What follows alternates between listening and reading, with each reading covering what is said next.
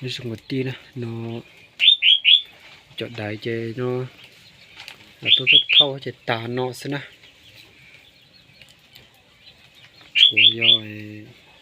chúa mua đi cậu trí su nè. Su nó rồi su cũng muốn cho plau su kê nữa nè. Cũng muốn cho plau su kê nữa chế cũng muốn su nó chạy là mù để cho một trò đồ xa đập phá lộn ra xa phá khá nền ra để cho một trò nóng đầy gió xem nè. Cũng cho ta nó kệ tua của nó nè, kệ kho của nó. Kệ kho của nó nè, chế tạo xin nó muốn chạy là mù để cho mù trò nóng xem. Hoặc chế bế xuống rồi chế là nó tộc khơi mùa xem nè. Chế cho đầy khu ở plau su kê này cho muốn chạy su cho chụp bế su nè. Chú ó su tụi nó nhọc khổ chết đôi từ cái tí nè. Su đáy nó mà như giống gấu hàng nè. Chúng mà không muốn gai rồi nhọc chén gai khoảng cả rồi sao tả nè. Trong hàng nè. Trong nó nè.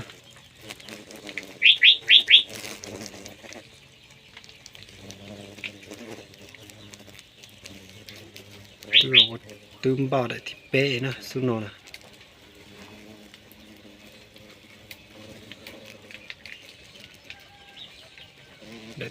Đại thì y bù sổ cho lòi lọ ra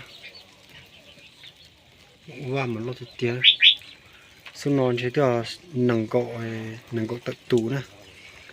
xong nhân trọc để đại khu kê nè ta chỉ phải xả cho muốn xong nó chạy là một trò đại ôn nông lại để chạy bế xuống này thì chia là nụ để mua xuống nè chỉ muốn xong nó chạy lại cho đây nói cho nó sụp o xuống nè cho tận tên này cho bé một sai trở lại số nó sẽ lo lịch trả nè sai thiệu nó vấn đề nè cho đáy này cho nó tôi nhớ là ít sữa xuống nó chỉ cũng chỉ thay nè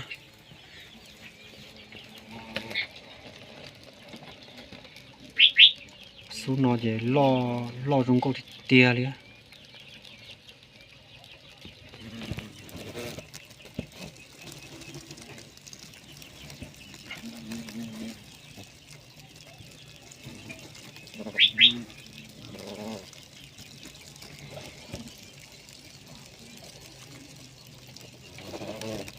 ta tập cùng nhựa xem nào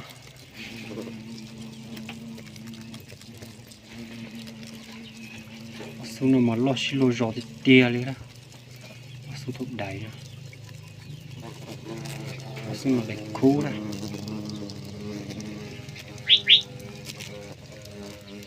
xuống nó chỉ đáy những chữ to nè mới còn non giọt chả nè chỉ ta sử dụng chỉ đáy chỉ cho gà nhá sát tận nó ở trong cả sát tận nó này để nhau kêu tí số lì ra ta xem nào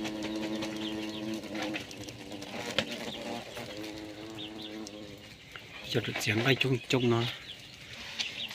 sai xuống nói nè xuống này là đẩy khu nè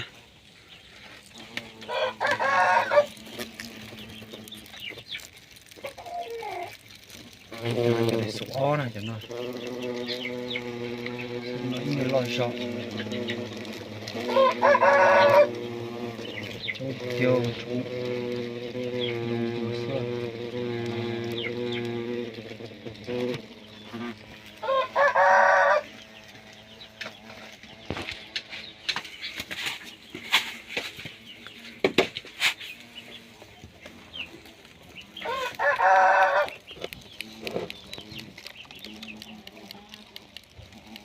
xuống rồi tóc bí nào ó xuống nào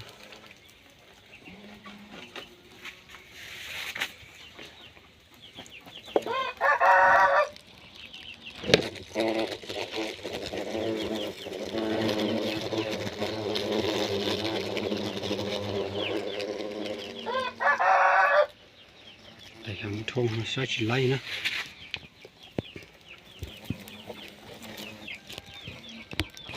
xong rồi chỉ xuống ly shop rồi cũng chỉ để số ó lắm thôi khó chứ đâu tôi chỉ trâu tụi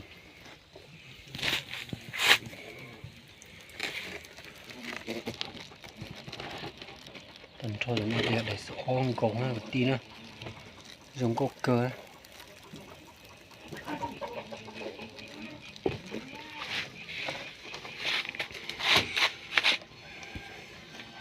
do nó đây non chỉ tốt thâu cái chỗ nó thì chỉ một cái thay với sai của tia đá nó sẽ nói tốt thâu là gì trong cái tia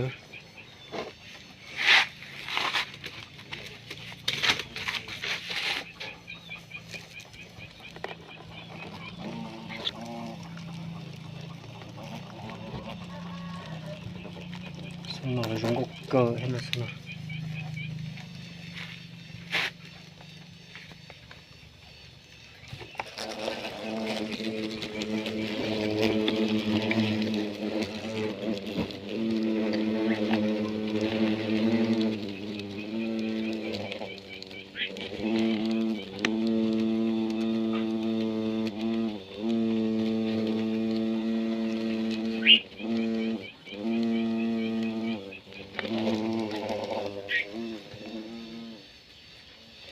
sẽ cùng cho nó chỉ sợ đâu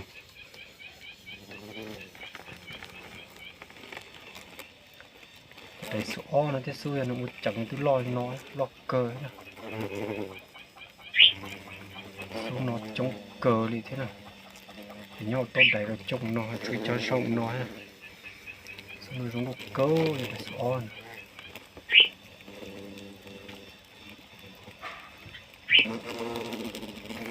trời là chỉ đi tuôn cả nhớ là ít số ở sông nó chị của chúng sao giờ cũng chỉ thay thôi chỉ tao cũng thay được say nó giờ chỉ thay nó khỏi được cả chỉ bé số kê này chỉ thay số nó giờ đẩy số nó đẩy đa nó thế này mẫu nó đấy số đó là bé tu lâu tu sau sự để khu ở nội dung gì đó nó ó lo nó ó ý không nói và về tủ lo nó đấy xã thì muốn số nó chạy cho mua để nông để thế khởi lấy vạ để gió chia nữa nè chỉ theo một số nó chạy là muốn dù của ý số này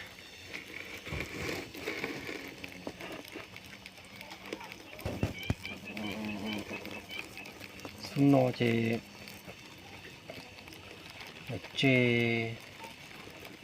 dụ đẩy vai nè chỉ xem là dụ để đẩy ly nè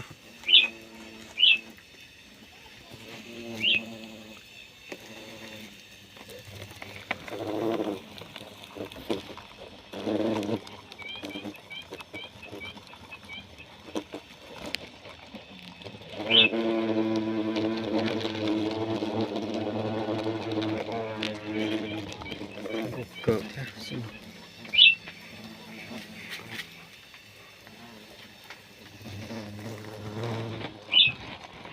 này suy ở tôi chỉ chùa nó thế nào chỉ nên tôi mua sim lậu tàu uy lú thế nào tôi số mà nó uy lú sát tận nó tôi mê là nó uy lọ nó chỉ nên chỉ ô tô nó mới chỉ chùa tá thì thế ô ít số đi nói như thế nào đại chế ta nó sẽ gửi tia chỗ mua đi cậu chỉ số nó sẽ chế nó ta nó lại sẽ cho nó như tí trong nhà cháu này là tôi thâu bài chế ta chỉ một đại cái sai này trên chơi chung nó chế cái chùa là một sai đại li nó xứng đáng á tôi khó thì tôi thâu là tôi thâu tài chỉ mua này gửi tia này giờ này xả cậu đại thế nào là sau sẽ đấy nè hồ tàu đó cho cũ này nó xong chia nó cũng chẳng chia xuống nọ và ở chia xuống nó đẩy nóng họ xuống nó trong một đẩy nóng gió này xuống nó trong nhiều đơn đại từ ti nữa nó thích lấy cho nó đẩy gió cho bên là một say nó sẽ của tim máu này